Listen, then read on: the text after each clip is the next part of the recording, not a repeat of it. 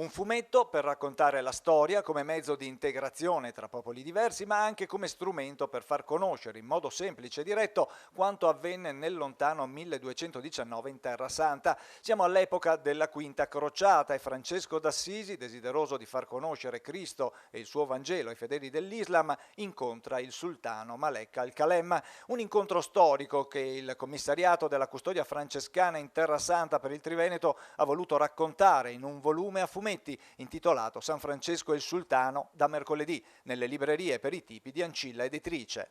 L'idea è nata per il fatto che noi amici di Terra Santa da 3 anni trattiamo questo argomento nei nostri congressi annuali, l'incontro tra Francesco e l'Islam.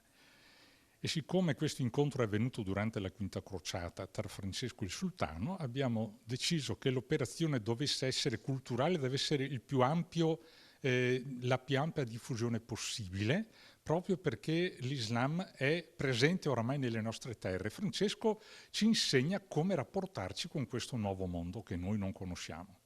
Un fumetto storico-artistico di valore arricchito dall'opera dell'architetto e artista padovano Francesco Lucianetti, che ne ha curato grafica e disegni.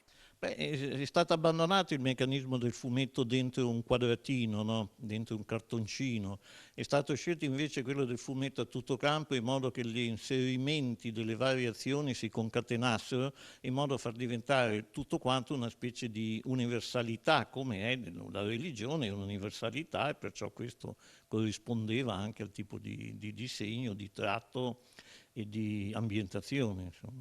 Il ricavato della vendita del volume, che sarà presentato mercoledì alle 17:30 nel convento di San Bernardino a Verona, andrà ai progetti della custodia francescana di Terra Santa in favore dei bambini di Betlemme, ma anche e soprattutto in questi tempi all'impegno della custodia per i profughi provenienti dalla Siria nei territori della Giordania e del Libano. Per soccorrere soprattutto le nostre parrocchie di Betlemme e di Gerusalemme, perché abbiamo varie parrocchie anche lì in Terra Santa, e poi in questa frangente particolare in cui ci troviamo, soprattutto le popolazioni sfollate, terribilmente sfollate